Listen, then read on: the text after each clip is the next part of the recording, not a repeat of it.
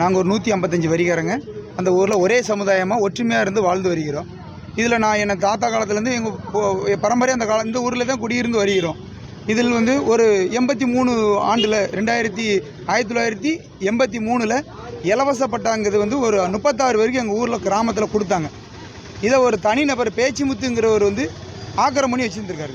இதை கேஸ் போட்டு இவங்க வாங்கினாலும் அந்த பட்டா வந்து இந்த 36 பேருக்கு கொடுத்த இடத்த ஒரு இப்போ 10 ஆண்டு காலமாக 30 வருஷத்துக்கு அப்புறம் வந்து அவன் 10 ஆண்டு காலமாக ஒரு தனிநபர் ஆக்கிரமணம் பண்ணி வச்சுக்கிட்டு அவர் ஒரு கட்சியில் நெல்லை மாவட்டத்தில் உள்ள திமுக வந்து 1வது வட்ட செயலாளர் பதவியில் இருக்கார். பேச்சிமுத்து மகன் முருகன். அவர் இப்போ 6 மாதம் முன்னாடி தவறி போனார், இறந்து போனார். இவர் வந்து ஒரு அரசியல் கட்சி பிரமுகருங்கிறதுனால அதிகாரத்தில் அதை வந்து எல்லா கல்லையும் தூர பிடிங்கி போட்டு ஆக்கிரமம் பண்ணி வச்சுருக்காங்க. இதை வந்து எங்கள் அப்பா பேரில் உள்ள பட்டா இடத்த நான் கேட்டேன். இப்போ ஒரு வருஷத்துக்கு முன்னாடி இருந்து கேட்டிருந்தேன். அப்போ எங்களுக்கு அவங்களுக்குள்ள ஒரு தகராறு ஒரு வழியில் முத்திக்கிட்டே இருந்துச்சு. இப்போ நான் ஒரு 8 மாதத்துக்கு முன்னாடி ஒரு கோயில் இடத்துக்குள்ள சொந்தமான இடத்த பயிர் செய்வதற்காண்டி குத்தகைக்கு எடுத்திருந்தேன்.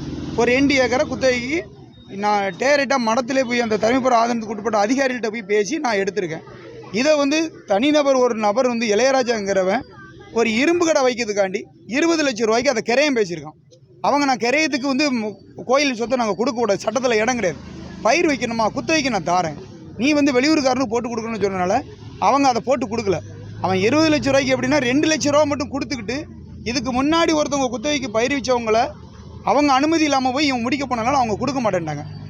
என்கிட்ட வந்து 2 மாதங்கள் 3 அதுக்கு இளையராஜா பேசி முடித்த பிறகு 3 மாதத்துக்கு அப்புறம் என்கிட்ட வந்து நான் போய் அவங்கள்ட்ட குத்தகைக்கு வாங்கியிருக்கேன் டேரெக்டாக போய். இதனால் இந்த இடத்த நீ ஊருக்கு கொடுக்கணும், நான் முடிக்கலல்ல. அவங்க ஒரு ரியல் எஸ்டேட் புரோக்கராக இருக்கிறாரு. அதனால் அவர் வந்து சரவணங்கிறோட மைத்துனர், சரவணனோட அண்ணனுக்கு இளையராஜா அக்கால கட்டி கொடுத்துருக்கு. அவங்க அந்த பட்டா இடத்த எங்களோட பட்டா இடத்த ஆக்கிரமம் பண்ணி வச்சுருக்கனால நாங்கள் இந்த இடத்த நெருக்கடி கொடுத்தா இவன் இந்த இடத்துக்கிட்ட வரமாட்டான் அப்படின்னு சொல்லி எங்களை ஊரை விட்டு 28/12/2023 எங்களை ஒதுக்கி வச்சுருந்தாங்க. நாங்கள் போய் கம்ப்ளைண்ட் கொடுத்துருந்தோம். 17 நாள் கழிச்சு போய் கம்ப்ளைண்ட் கொடுக்கோம். ஊரே வந்து போய் சொல்லி நாங்கள் ஒதுக்கி வைக்கலான்ட்டாங்க. எங்கள்கிட்ட எந்த ஒரு அத்தாட்சியும் கிடையாது, வீடியோவும் கிடையாது. நாங்கள் ஊரில் என்ன பண்ணிட்டாங்க அப்படி பண்ணிட்டாங்கன்னு சொல்லி சேஷன் யாருமே நம்பலை. ஆனால் ஜனவரி 1ஆம் தேதிக்கு அப்புறம் எங்கள் வயலில் உழக்கூடாது, என் வயலில் கலப்பிடுங்கக்கூடாது, இவனுக்கு பொங்கப்படி கொடுக்கக்கூடாது, எல்லா வழியிலும் எங்களுக்கு இம்சை கொடுத்து டார்ச்சர் கொடுத்து என்கிட்ட வேலைக்கு வந்த 2 பேரையும் என் கூட ஒதுக்கி வச்சுட்டாங்க. எனது அண்ணன் தம்பி என் பிள்ளைகள் கூட பேசினால அவங்களையும் ஒரு 3 பேரை ஒதுக்கி மொத்தம் 6 நபரை எங்களை தனிமைப்படுத்திச்சிட்டாங்க.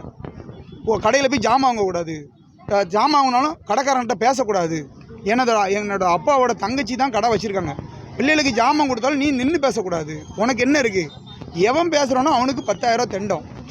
ஊரில் சேரணுமா அவனுக்கு 1 லட்ச ரூபா. எங்கள் 5 பேர்த்துக்கும் அந்த 5 பேருக்கும் 1 லட்ச ரூபா. நான் 2 ஏக்கர் 14 சென்ட் ஊருக்கு தானமாக கொடுத்துணுமா, அவங்க காசு கொடுக்க மாட்டாங்களாம். அதை சுடுகாடு மயானம்னு யூஸ் பண்ண போகிறாங்களாம். எங்கள் ஊரில் வந்து இவங்க வந்து ஊர் கட்டுப்பாடுன்னு ஒன்று வச்சுக்கிட்டு எங்களை வந்து விலக்கி வச்சுருக்காங்க சார். சொத்தை எழுதி கேட்காங்க. நாங்கள் எப்படி சார் சொத்தை எழுதி கொடுக்க முடியும்? நாங்கள் வந்து ஒரு உழைக்க சொத்து வந்து எப்படி சார், யாருக்கு சார் எழுதி கொடுப்பாங்க? இப்போ வந்து இவங்க வந்து இவங்களால எங்களுக்கு வந்து ரொம்ப பயம். இளையராஜா, முத்துக்குமார், சரவணன், சக்தி, கணேசன், இவங்க 5 பேர் தான் சார் ரொம்ப டார்ச்சர் பண்ணி இவங்களை வந்து ஊரை விட்டு விலக்கி வைங்க அப்படின்னு அந்த சொத்தை எழுதி கொடுக்கலங்கிறதுக்காண்டி சொல்லிக்கிட்டு இருக்காங்க சார். இப்போ இந்த வளர்கிற பிள்ளைங்களுமே ரொம்ப பாதிக்கப்படுது சார். எங்கள் பிள்ளைங்க ஸ்கூலுக்கு போக முடியல, கடைக்கு கூட போக முடியல சார். அந்த பிள்ளைங்கக்கிட்ட பேசாதன்னு சொல்லுதாங்க சார். எப்படி சார் வீட்டில் வந்து சொல்லுது, எங்களுக்கு ரொம்ப மனசு சங்கடமாக இருக்கலாம் சார். அப்போ எப்படி சார் இந்த ஜென்ரேஷன் வளரும்? அது வந்து பிள்ளைங்களை அப்படியே மட்டம் தடுத்தி கொண்டு போகிற மாதிரி இருக்குது சார். எங்களுக்கு குழந்தைகள்கிட்ட அன்றைக்கி என் மகன் பால் வாங்க போயிருந்தான் சார். பண்ணையில் சொசைட்டி பண்ணன்னு ஒன்று இருக்குது சார் எங்கள் ஊரில். பால் வாங்க போய் எங்கே போய் இருந்தான் சார். பண்ணையில் கிளர்க்குன்னு ஒருத்தர் வருவார், அவர் தான் பால் ஊற்றணும். பால் வாங்க உட்காந்துருந்த பையன்ட்ட ஒரு சின்ன பையன் வந்து உட்காந்து பேசிட்டான். அவனோட அப்பா வந்து சொல்லுதாரு, தம்பி அவங்க கூட பேசாத, அவங்கள ஊரை விட்டு ஒதுக்கி வச்சுக்க. ஒரு 10 வயசு பையன்ட்டு சொல்லி கொடுக்காங்கன்னா அவங்க எப்படி சார் மனநிலை இருக்கும்? என் பையன் வந்து வீட்டில் வந்து சொல்லிட்டு போகிறான் சார், மம்மி இப்படி வந்து அந்த மாமா வந்து இப்படி சொல்லுதாங்க, எங்ககிட்ட பேசக்கூடாதுன்னு அப்படின்னு சொல்கிறாங்க சார். நாங்கள் என்ன சார் தப்பு செஞ்சோம்? 6 மாசமா போலீஸ் சொல்லுது கேட்கவே இல்லை சார். அவங்களும் நியாயத்தை சொல்லிக்கிட்டே தான் சார் இருக்காங்க. நேரத்து கூட சொன்னாங்க சார். நாங்களும் எங்கள் நியாயத்தை சொன்னோம், அவங்களும் அவங்க நியாயத்தை சொன்னாங்க. அப்போ அவங்க சொன்னாங்க, எப்போ ஊர் கட்டுப்பாடுனா இதுதான், வரி வம்பு வாங்குங்க, கோயில் கொடைக்கு எதனாலும் செய்யுங்க, நீங்க ஊரோட சேர்ந்து செய்யுங்க.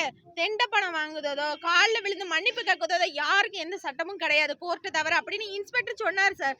அவங்க சொன்னதுக்கு வந்து இவங்க சொல்லுதாங்க, நீங்க வந்து ஒரு சார்பா பேசுறீங்க, நாங்க ஆதாரம் எல்லாம் இருக்கு சார். நேத்து நாங்க அதுக்காண்டி கூட்டம் போட்டாங்க, அங்கேயும் கட்டுப்படாம இவங்க நாங்க ஊர்ல போய் பேசி முடிச்சுட்டு வரோம் அப்படின்னு சொல்லிட்டாங்க. அப்ப கட்டுப்பாடுன்னு ஒண்ணு எங்க ஊர்ல இருக்குன்னொடனே நாங்க ஆஜரானதுக்கு அவங்க கையெழுத்து கேட்காங்க, இவங்க கையெழுத்து போட மாட்டேன்னு வந்துட்டாங்க சார் வெளியில.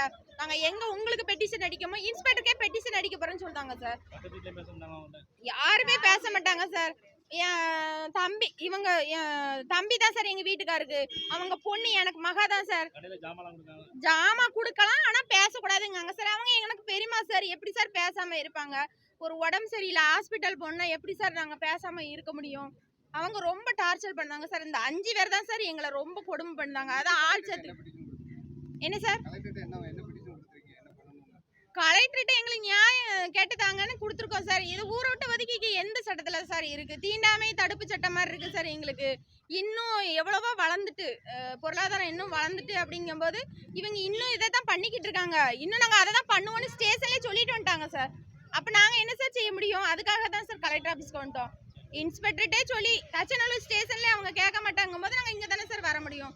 இங்கேயும் நீங்கள் கேட்கலன்னா நாங்கள் மேல இடத்துக்கு போகிறோம் சார். செய்திகளை உடனுக்குடன் தெரிந்து கொள்ள உடனே சப்ஸ்கிரைப் பண்ணுங்க.